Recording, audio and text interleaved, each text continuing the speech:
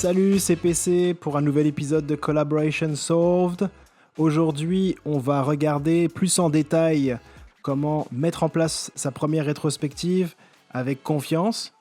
Je suis toujours avec l'équipe de Nitro, plateforme en ligne pour faciliter des rétrospectives à distance. Si vous voulez en savoir plus, si vous voulez avoir des trucs et astuces, tester sur le terrain et pas juste en théorie, des solutions concrètes, allez sur collaborationsolved.com.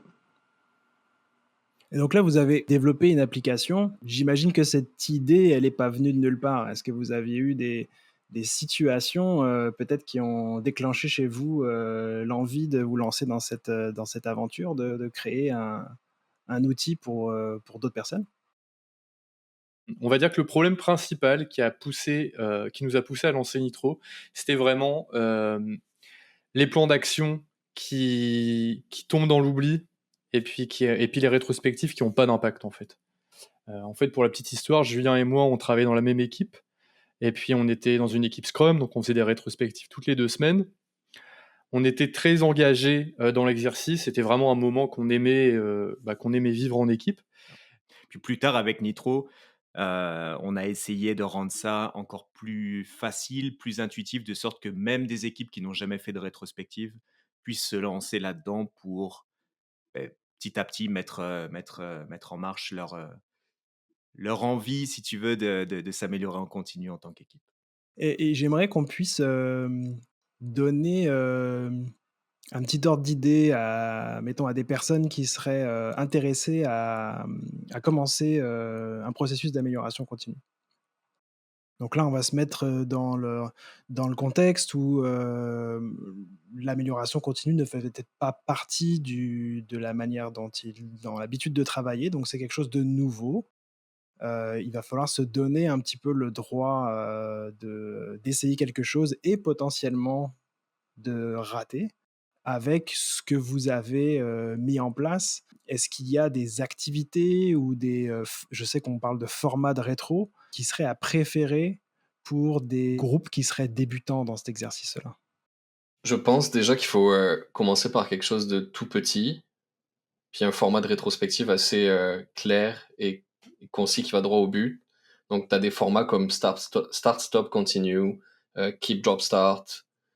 Tu peux même aller un petit peu plus loin avec le Daki. Ce sont des formats qui sont vraiment réputés, qui ont été utilisés et qui aident justement à mettre un pied dans ce processus-là d'amélioration continue parce que ils sont très simples. Tu as trois verticales. C'est qu'est-ce qu'on devrait commencer de faire, qu'est-ce qu'on devrait arrêter de faire et qu'est-ce qu'on devrait continuer. Donc, c'est extrêmement facile de déclencher des discussions là-dessus. Après, pour des gens qui sont pas dans un milieu qui favorise à l'amélioration continue, en tout cas qui est familier avec ça, je pense qu'il faut y aller petit, vraiment petit à petit. Tu sais, on n'a pas parlé de ça, on aurait pu parler de Kaizen par exemple pour l'amélioration continue, qui est vraiment faire des petits changements, mais qui ont un impact assez majeur. Ben, en fait, la rétrospective, ça s'inscrit vraiment là-dedans. Et si tu fais une petite rétrospective avec justement un format qui est très facile à assimiler pour des néophytes, et que tu crées 2 ou 3 éléments d'action, tu vas pouvoir apporter des petits changements qui vont avoir un grand impact. Et ça va pouvoir t'aider justement à propager l'importance et le retour sur investissement du temps que vous avez passé en rétrospective. En fait, une rétrospective, ça peut t'aider aussi à aller sonder comment ton équipe se sent, parce que tes sentiments sont liés aussi à ta motivation, à ton sentiment d'appartenance à l'équipe. Donc il y a des templates un petit peu plus complexes avec GLAD, SAD, MAD, où tu vas parler de tes émotions, de quoi tu es fier, qu'est-ce qui te rend triste, etc. Et il y a aussi des exercices qui sont très bons selon le contexte de ton équipe. Si par exemple ça va pas très bien dans ton équipe, tu as des exercices qui vont t'aider à démontrer de la vulnérabilité, à donner de la reconnaissance. Donc une rétrospective, c'est pas seulement une discussion sur qu'est-ce qu'on doit faire, on doit arrêter de faire et un plan d'action, c'est aussi un échange honnête, transparent, où les gens vont pouvoir s'ouvrir et on va pouvoir parler d'humain à humain et se donner de la reconnaissance et renforcer ce sentiment d'équipe, la cohésion et la collaboration. Au-delà du format de rétrospective, il faut aussi quand même connaître un peu les bases de ce qu'est la rétrospective. Il y a quand même, il y a quand même un cadre de travail populaire autour des rétrospectives, enfin, qui a été popularisé par Esther Derby, Diana Larsen, dans, euh, dans le livre Agile Retrospectives, Making Good Teams Great.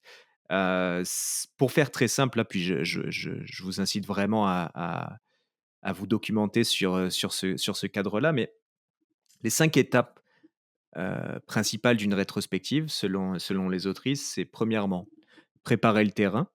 Ok, donc la rétrospective, on commence pas tout de suite avec OK, bon, on va faire un start-stop continue sur notre dernier sprint et puis on va directement parler de ces choses-là. Non, mettez l'équipe en confiance, commencez avec une activité qui va permettre à chacun de s'ouvrir, de prendre la parole. C'est pas interdit de s'amuser, hein. On peut y aller. Tu mentionnais en introspection, en introduction du podcast, Pierre Cyril, que tu aimais bien ce qu'on faisait dans Nitro avec nos questions brise-glace. Ben voilà, ça peut être le moyen d'y aller avec ça. Donc, première étape, préparer le terrain. Deuxième étape, rassembler des informations. Donc là, c'est le moment où on va inciter chaque membre à partager des commentaires, partager ouais, c'est ça, des idées sur ce qui a pu se passer au cours du dernier sprint. Là, j'ai un concept quand même qui nous tient beaucoup à cœur chez Nitro. C'est lors de cette étape-là, éviter la pensée de groupe. Ok, donc chacun écrit ses idées de son côté sans se faire influencer les uns les autres. Ça, c'est primordial et malheureusement, on retrouve encore aujourd'hui dans beaucoup de rétrospectives un petit peu la foire à la pensée de groupe, là. C'est-à-dire, je vais te voir, Pierre Cyril, puis je vois ce que tu écris, puis tu le mets directement au tableau, donc tout le monde peut voir ce que tu as écrit. Il s'avère que toi, Pierre Cyril, bah, tu es le manager de l'équipe ou tu as un certain leadership dans l'équipe, donc les gens vont te suivre et vont. Ça, c'est très mauvais, par exemple. On veut éviter la pensée de groupe au maximum. Donc, ça, c'était la deuxième étape, rassembler des informations. La troisième étape, c'est générer des insights. Donc, c'est plus une fois qu'on a vu un peu tous les commentaires des personnes, essayer de se poser la question du pourquoi, en fait. Pourquoi ces choses-là sont arrivées. Ok. Donc, on passe des faits à de l'analyse, des interprétations. Une fois que c'est fait, cette troisième étape-là est complétée, on arrive à la quatrième étape, décider quoi faire. Tout à l'heure, j'ai un tout petit peu parlé de ça par le biais du vote. Donc, avec un processus de dot voting très simple, vous donnez 3 votes à chaque personne. Puis, ces personnes-là vont pouvoir dépenser leur vote sur toutes les idées qui ont pu être regroupées, évoquées, pour décider des problèmes les plus importants, finalement, au sein de l'équipe. Donc là, encore une fois, évitez la pensée de groupe. Lorsque vous faites votre exercice de dot voting, assurez-vous que les gens ne voient pas qui a voté sur quoi. Ok, de sorte que plus tard, on ne verra que le nombre total de votes pour chaque idée, plutôt que de voir Pierre Cyril, encore une fois, on a vu que tu as dépensé 2 votes là-dedans. Encore une fois, tu es le leader, donc on devrait te suivre. Je pense que là, j'ai suffisamment insisté sur la nécessité d'éviter la pensée de groupe. Puis la cinquième étape, c'est une fois qu'on a décidé de quoi faire et qu'on a bâti notre plan d'action, encore une fois en utilisant éventuellement l'outil Smart, fermer la rétrospective. C'est pas parce qu'on a terminé notre plan d'action que ça y est, on part tout de suite. Et puis, sachant qu'il peut y avoir quand même une certaine charge émotionnelle dans la rétrospective, et si on fait vraiment preuve de transparence et d'authenticité et qu'on s'ouvre vraiment, on peut se dire les vraies choses. C'est pas toujours très agréable à entendre.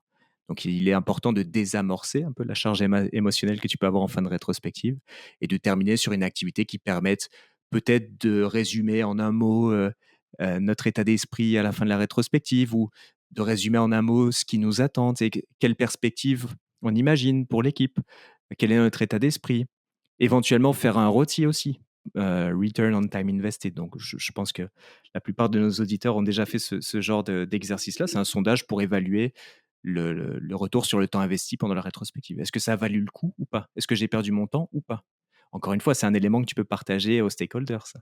Est-ce que nos rétrospectives ont de la valeur euh, perçue par l'équipe? C'est directement perçue par l'équipe, oui ou non?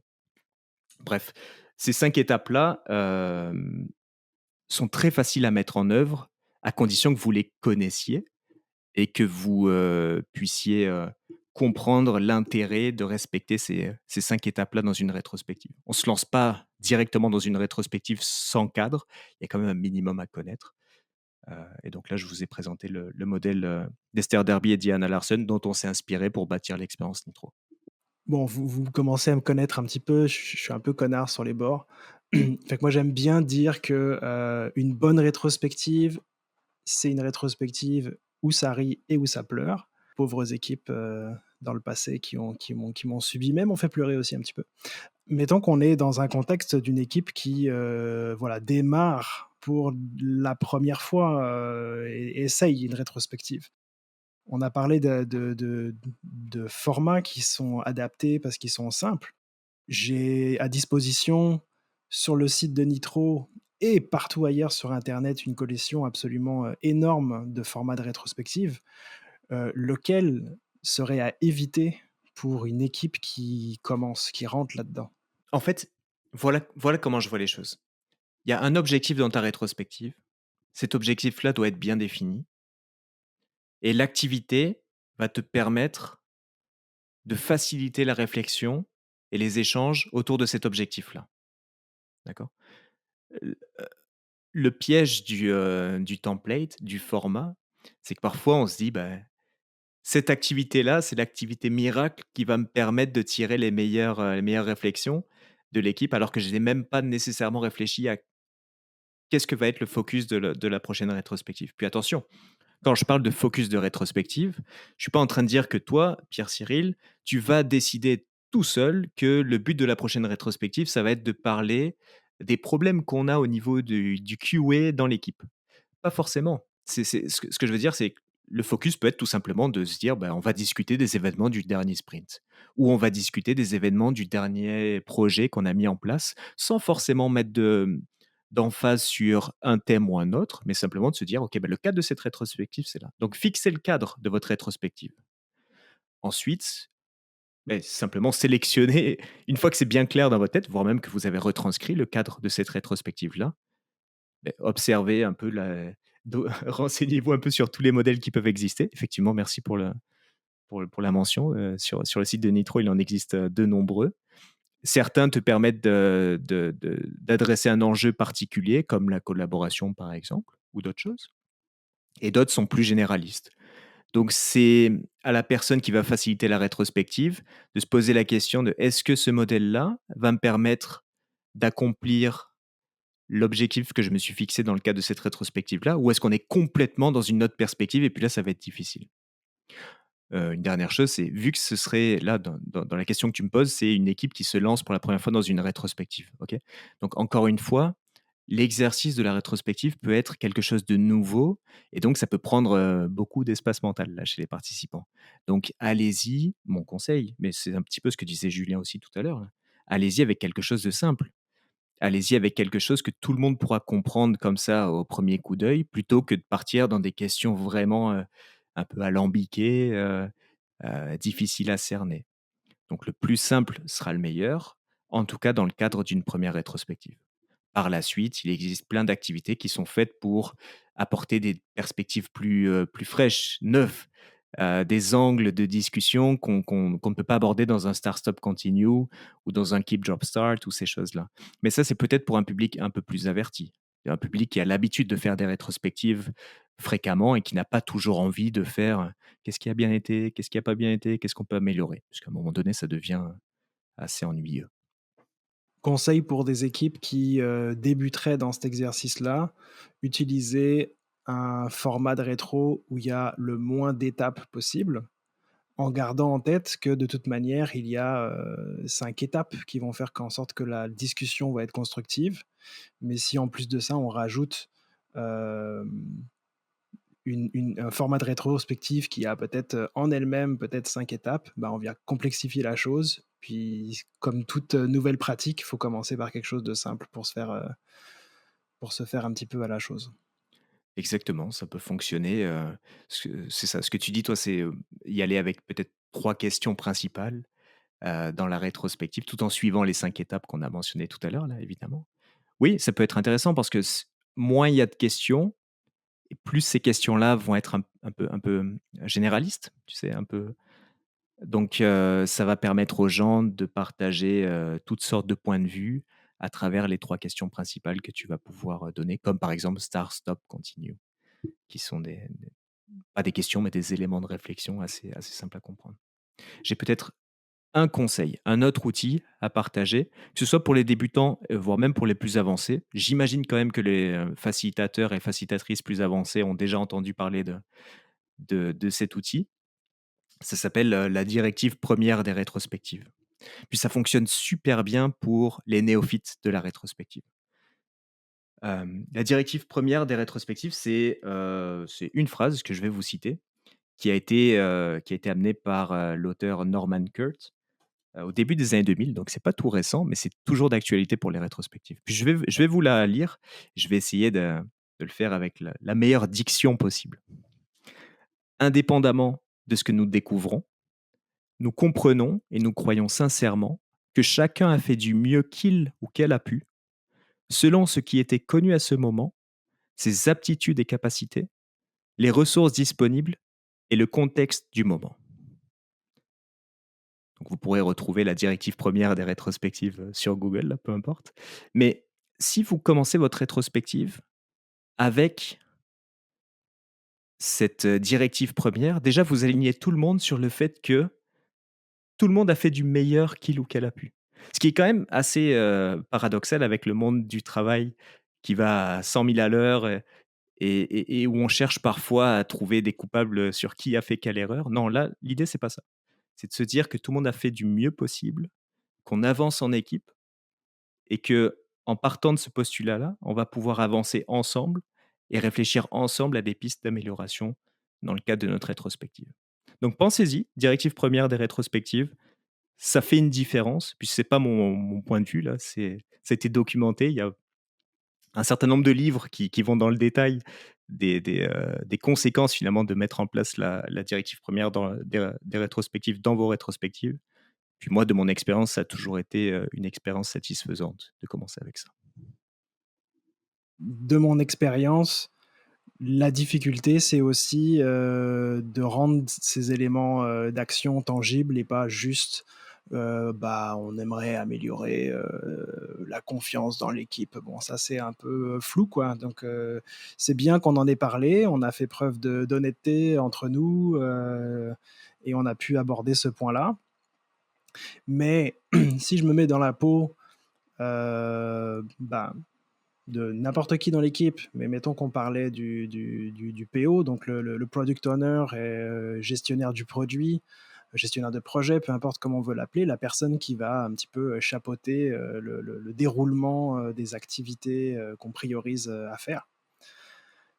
Comment est-ce que un élément d'action pas très tangible, avec une valeur difficile à cerner, je peux identifier que que ça vaut le coup d'investir du temps quand j'ai dans mon cahier des charges des choses assez tangibles où on dit si on met en place tel processus, telle nouvelle chose, on va gagner 10 utilisateurs ou vous comprenez, c'est comme comment est-ce qu'on fait pour rendre des points d'action à la fois actionnables et qu'on puisse comprendre la valeur qu'ils vont apporter.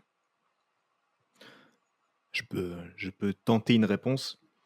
Je pense que la réponse à ta question, elle est finalement dans la question en elle-même. Comment est-ce qu'on peut communiquer la valeur d'un élément d'action qui est boiteux, qui est bancal? Tu peux pas. C'est simple. Si l'élément d'action n'est pas clair, transparent, et puis là, on peut parler d'un outil, puisque allons quand même dans les outils, là, ça va intéresser nos auditeurs. Là.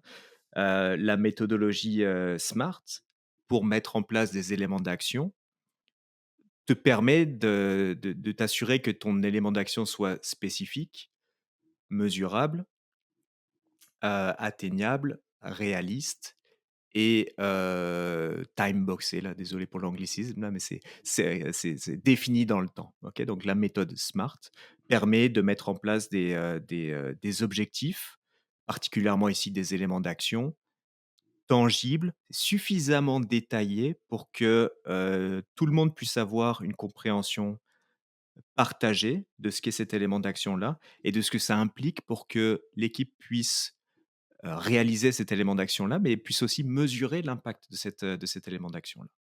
Donc il y a quand même des outils. Tout n'est pas que question d'état d'esprit, de mindset. Il y a quand même des outils qui existent, qui te permettent de bâtir des éléments d'action d'une bonne façon. Et quand tu mets ça en place, tu maximises les chances de succès de ton élément d'action. Donc ça, c'est la première chose. La deuxième chose, c'est ça, tu as mis le doigt dessus, c'est la relation avec les parties prenantes, les stakeholders, les managers, directeurs, tout ce que tu veux.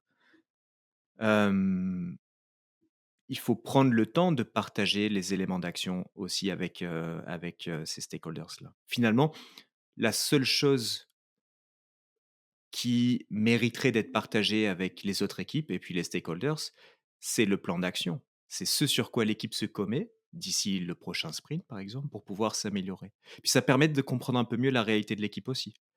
Euh, et puis, il faut surtout partir du principe que c'est pas parce que l'équipe a trouvé des choses pour s'améliorer que ça signifie que l'équipe est faible ou que ça fonctionne pas. Non, au contraire, c'est qu'elle a la maturité nécessaire pour faire ce travail d'inspection et d'adaptation par elle-même, et qu'au terme de ce travail-là d'inspection et d'adaptation, elle arrive à trouver des pistes pour pouvoir s'améliorer. C'est fini pour aujourd'hui. Merci beaucoup à l'équipe de Nitro pour ces éclaircissements sur la rétrospective et l'amélioration continue. En attendant, je vous invite à aller sur le site de Nitro, neatro.io, pour recevoir des résumés actionnables de cet épisode. Inscrivez-vous sur collaborationsolves.com. On se dit à la prochaine fois pour un prochain épisode du podcast qui veut changer la collaboration dans votre équipe. Des bisous!